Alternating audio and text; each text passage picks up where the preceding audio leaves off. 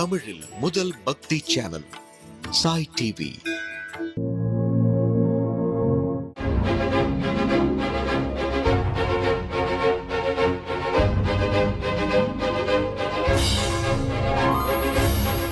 ஓம் சாய்ராம், ஸ்ரீ சாய்ராம், ஜெய் சாய்ராம், ஜெய் ஜெய் சாய்ராம். என் பேர் சுதா. நான் அம்பத்தூர்லேருந்து பேசுகிறேன்.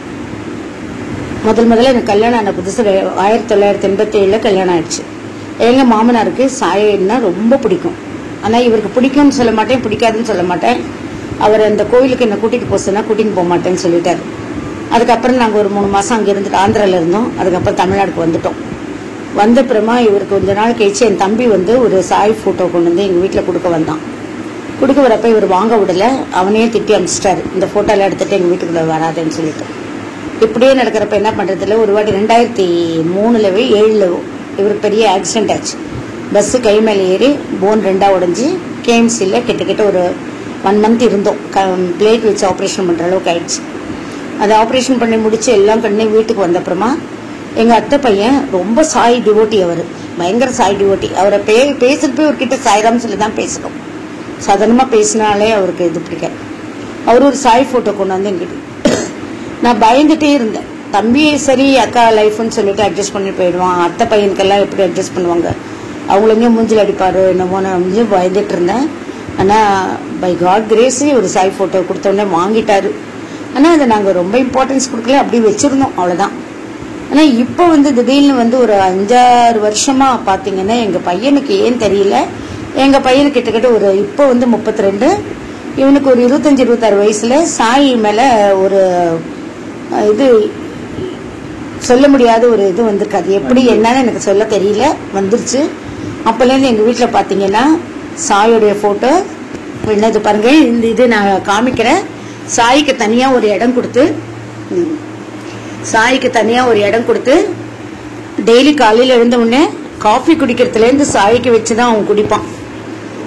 அப்புறம் பூஜை விளக்கேற்றிட்டு அவன் இது பண்ணிட்டு குளிச்சுட்டு சாயக்கு பூவெல்லாம் வச்சு விளக்கேற்றி அவருக்கு அவன் சாப்பிட்ற டிஃபன் முதல்ல அவருக்கு ஊட்டிட்டு தான் அவன் சாப்பிடுவான். மத்தியானத்தில் 12 மணிக்கு விளக்கேற்றுவோம். ஆனால் 5-6 வருஷமா அது கஷ்டங்கள் வந்துட்டு இருக்கு, இல்லைன்னு சொல்ல மாட்டேன் நான். அதே நேரத்தில் இந்த கொடுக்கறது அவர் தான், எடுக்கிறதும் அவர் தான், அப்படிதான் நான் நினைக்கிறேன்.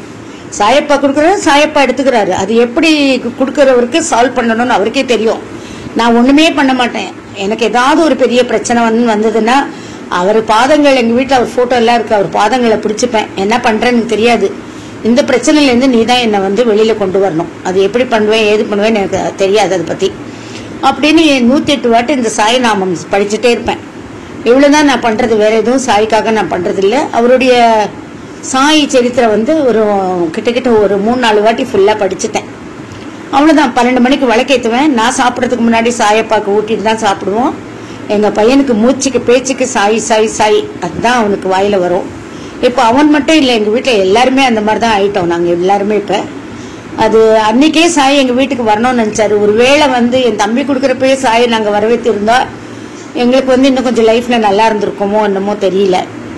அதுக்கப்புறம் தான் சாய் எங்க வீட்டுல இப்போ ஒரு 5-6 வருஷமா சாய் ரொம்ப ஒரு இதா இருக்காரு. அவரது ஒரு நிமிஷம் ஒன்னொன்னு சொல்லிட்டே இருக்கலாம். என் லைஃப்ல நடக்க ஒரு சின்ன விஷயம்தான், ஆனாலும் அது நடக்காதுன்னு நினைக்கிறது நடந்துரும் அவரை நினைச்சா. ஓம் சாய்ராம், ஸ்ரீ சாய்ராம், ஜெய் சாய்ராம். ஓம் சாய்ராம். மகாபலிய பரித்ராண மன்யத்துவ பவித்திதி சாய்மேவ பிரபத்தியந்தே ஜனசரண மாத்திரா. சாய்நாதரின் அற்புதங்கள் எங்க வீட்டுல ரொம்பவே நடந்திருக்கு. இப்ப எனக்கு நினைக்கும் போது கூட உடம்பெல்லாம் ஒரு மாதிரி புல்லரிக்கிறது.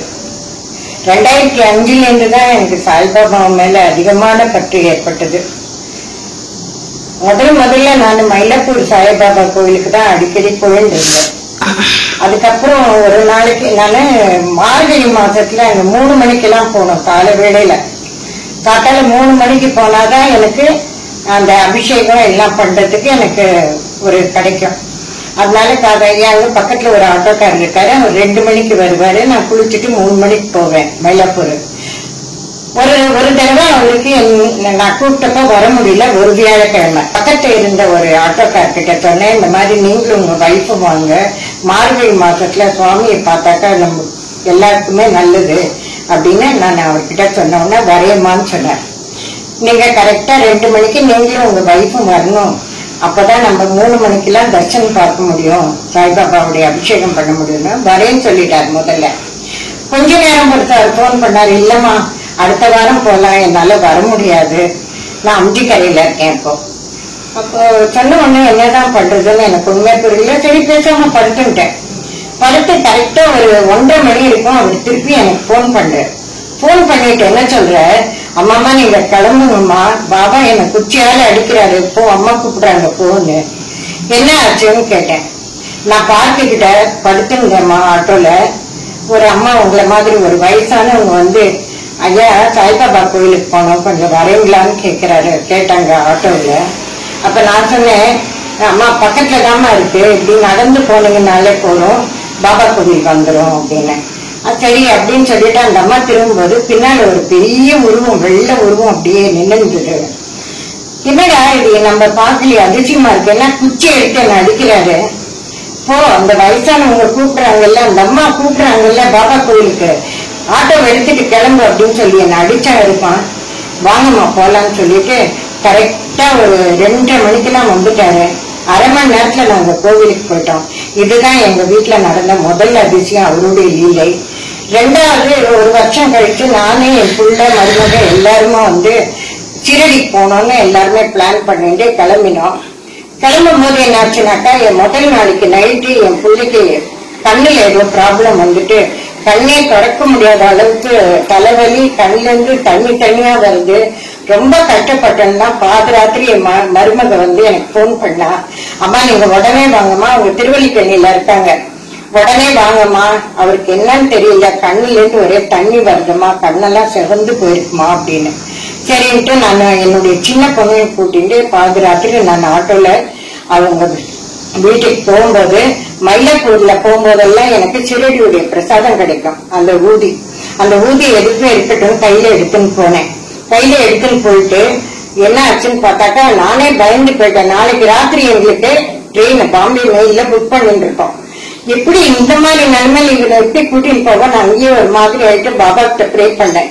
ப்ரே பண்ணிட்டு பாபா கிட்ட சொன்னேன், பாபா என்னப்பா இந்த மாதிரி பண்ணிட்டீங்க, முதல்ல நாங்க ஆசையா குடும்பத்தோட உங்க கோவிலுக்கு வரணும், உங்களுடைய தரிசனத்தை காணணும்னு நாங்க ஆசைப்பட்டோமே, ஆனா இந்த மாதிரி ஆயிட்ட பாபா, எங்களுக்கு நீங்க தான் தொலை, வேற யாரும் இல்ல அப்படின்னு சொன்னோம்னு. உடனே என்னாச்சு, ஏமா அழற அப்படின்னு என் பொண்ணு சொன்னான்.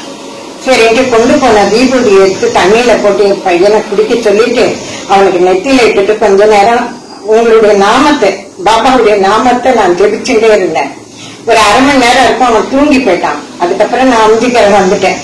காலையில ஒரு 9 மணி இருக்கும் என் மருமக போன் பண்றேன், அம்மா அவருக்கு நல்லா எடுத்துமா, ஜுரம் மாத்திரம் விடல, கண்ணு சிவப்பா இருந்ததுலாம் நார்மலா போயிடுத்துமா, எனக்கு ரொம்ப அதிசயமா இருக்கு, இன்னைக்கு நான் கண்டிப்பா நம்ம வந்து இன்னைக்கு ஊருக்கு போவோம்மா, அந்த பாபாவை நம்மள கைவிட மாட்டாருமான்னு சொன்னேன். இன்னும் எவ்வளவோ அற்புதங்கள் என் குடும்பத்துல நடத்தி இருக்காரு, இன்னமும் நடந்துட்டு இருக்கு. அதை சொல்லணும்னா இந்த வீடியோ பத்தாது, இன்னமும் சொல்லணும். அடுத்த முறை எனக்கு வாய்ப்பு கிடைச்சா இன்னும் அதிகமான எல்லாருடைய அற்புதங்களையும் நான் சொல்றேன். ஓம் சாய்ராம், ஸ்ரீ சாய்ராம். அவரை நம்பினவங்கள யாரையுமே அவர் கைவிட மாட்டாரு, அவர் உண்மையான ஜீவன். அவரை நம்புங்க. சாய்ராம், ஷாயுடைய அற்புதத்தை சொல்றதுக்காக வந்திருக்கேன். ஓம் ஷாய், ஸ்ரீ ஷாய், ஜெய் ஜெய் ஷாய். ஷாயுடைய அற்புதத்தை சொல்லணும்னா எனக்கு 1 டே பத்தாது, ஃபுல்லா சொல்லிட்டே இருக்கலாம்.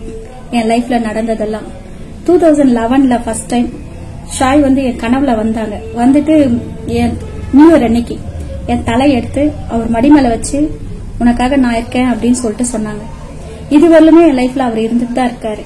ஒவ்வொரு நாளும் ஒவ்வொரு அற்புதம் நடந்துட்டு தான் இருக்கு. எனக்குள்ள ஒரு நம்பிக்கையும் எப்பயும் பொறுமையும், ரொம்ப அன்பா பேசுறதும், எதுக்கும் கோவப்படுறேன்னு கோவப்படுறதே இல்லை இப்பெல்லாம். அந்த அளவுக்கு நான் மாறிட்டேன் ஷாய் எனக்குள்ள வந்ததுக்கு அப்புறம். ஒரு 3 இயர்ஸ்க்கு முன்னாடி வந்து இங்க கீழே நிறைய வீட்டுல திருட்டு போச்சு. அந்த திருட்டு போறதுக்கு முன்னாடியே என் கனவு ஒரு 1 வீக் முன்னாடி ஒரு கனவு வந்தது. கனவுல ஒரு முஸ்லீம் பொண்ணு வந்து, ஏன் நீங்க நிக்கிறீங்க அப்படின்னு, எனக்கு வழி தெரியாம நிக்கிறேங்க அப்படின்னு சொல்லிட்டு நான் சொன்னேன். சொன்னதுக்கு என்ன சொன்னாங்க, சரி நீங்க அது ஒரு வண்டி நிக்குது, அந்த வண்டியில நீங்க வேணா போங்க. என்கிட்ட பைசா இல்லைங்க அப்படின்னு. 1 கிலோ பச்சரிசியும் 1 கிலோ தோரம் பருப்பும் வாங்கி கொடுங்க, அவங்க ஆயிஷன் போய் உங்களை விட்டுருவாங்க அப்படின்னு சொல்லிட்டு சொன்னாங்க. சரி அப்படின்னு சொல்லிட்டு காலையில எழுந்து பார்த்தா அது கனவு. சரி என்ன இது, முஸ்லீம் பொண்ணு இப்படி வந்திருக்காங்க, என்னன்னு தெரியலையே, சரி நம்ம அப்படியே அது மாதிரி பண்ணலாம் அப்படின்னு சொல்லிட்டு நினைச்சு என்ன பண்ண, ஜூலை 1, 2016 அன்னைக்கு கோயிலுக்கு ஜெய்சங்கர் ஸ்ட்ரீட் பாபா கோயிலுக்கு எடுத்துட்டு போய் 1 கிலோ தோரம் பருப்பு 1 கிலோ பச்சரிசி கொடுத்துட்டு வந்தேன். வந்த உடனே வீட்டு வாசல்ல வரும்போதே ஹவுஸ் ஓனர் என்ன பண்ணாங்க, என்னம்மா வேலைக்கு போயிட்டு இப்பதான் வரீங்களான்னு கேட்டாங்க. ஆமா அப்படின்னு சொல்லிட்டு சொன்னேன். இது மாதிரி எல்லார் வீட்டு பூட்டெல்லாம் உடைச்சு போட்டு பீரோ லாக்கர்லாம் உடைச்சிருக்காங்கம்மா, ஏதோ திருட்டு போயிருக்கு, என்னன்னு பாருங்க, நாங்க போலீஸ் கம்ப்ளைண்ட் கொடுத்துருக்கோம் அப்படின்னு சொன்னாங்க. எனக்கு கடவுளே ஷாயி, இப்பதானே நீங்க சொன்னதெல்லாம் நான் செஞ்சுட்டு வந்தேன், எனக்கு இவ்வளவு பெரிய அதிர்ச்சி இப்படி கொடுத்துருக்கீங்களே அப்படின்னு சொல்லி ரொம்ப கவலைப்பட்டேன்.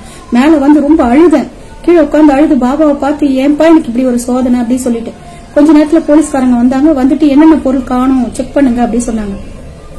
செக் பண்ணும்போது என் வீட்டுல நான் போய் எல்லாத்தையும் வச்ச இடத்துல அப்படியே இருக்கு, எந்த பொருளும் தொலைல, எந்த பைசாவும் போல.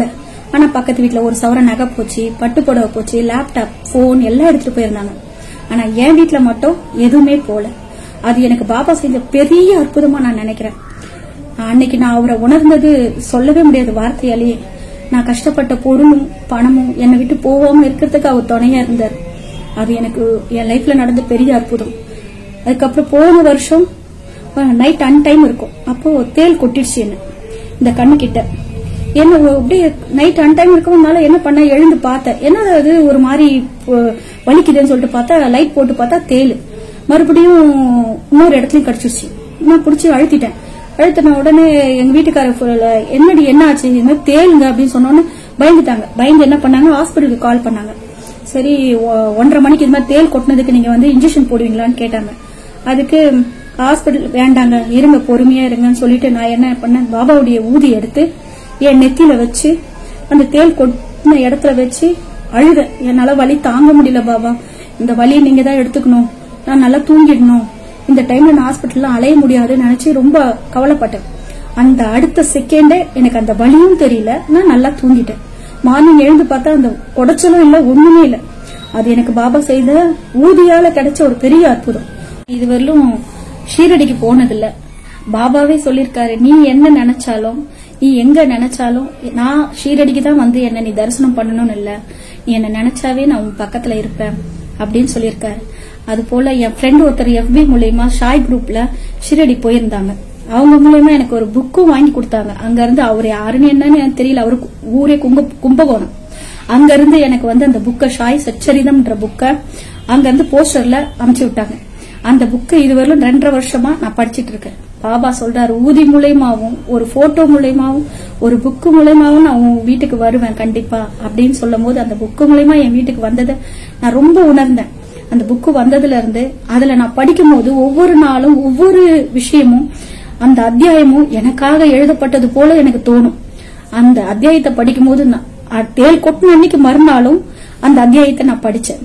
அது படிக்கும் போது எனக்கு இதெல்லாம் வர்றதுக்கு முன்னாடி எனக்கு பாபா வந்து எல்லாத்தையும் உணர்த்துறாருன்றது பெரிய விஷயமா இருக்கு. ஓம் சாய்ராம். அனந்த கோடி பிரம்மாண்ட நாயக மகாராஜாதிராஜ யோகிராஜ பரபிரம்ம ஸ்ரீ சச்சிதானந்த ஜெகத்குரு ஸ்ரீ சாய்நாத் மகாராஜ் கி ஜெய். 1998 இருக்கும் ஜனவரி மாதம் 1 தேதி அன்று நாங்கள் ஷிரடி சென்றோம்.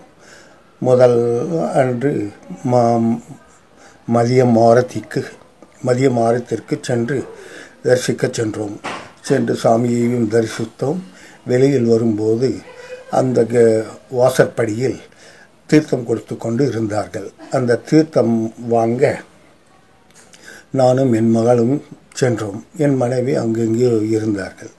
தீர்த்தம் வாங்க செல்லும்போது ஜனவரி 1 தேதி என்று சொல்ல கூட்டம் இருந்தது.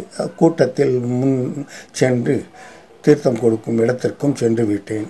கையை நீட்டி கை மேல் தீர்த்தம் விழ வேண்டும். அந்த சமயத்தில் தள்ளுமுள்ளு கலாட்டா அதிகமானதால் ஒருத்தர் மேல் ஒருத்தர் விட டேபிள் வந்து நகர ஆரம்பித்தது.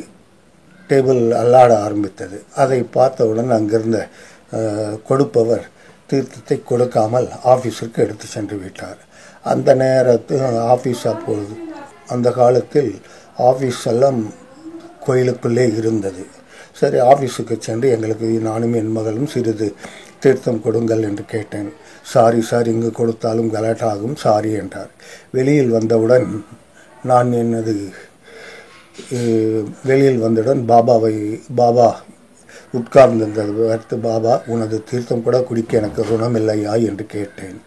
இது தீர்த்தம் கிடைக்கவில்லை என்பது எனக்கும் என் மகளுக்கும் மூன்றாவதாக பாபாவுக்கு தெரியும். இனி யாருக்கும், என் மனைவி கூட தெரியாது. சாய் டிவி நிகழ்ச்சிகள் உங்களுக்கு பிடிச்சிருக்கா? லைக் பண்ணுங்க, ஷேர் பண்ணுங்க, கமெண்ட்ஸ் பண்ணுங்க, சப்ஸ்கிரைப் பண்ணுங்க. பக்கத்துல இருக்கிற பெல் சிம்பலை பிரஸ் பண்ணுங்க.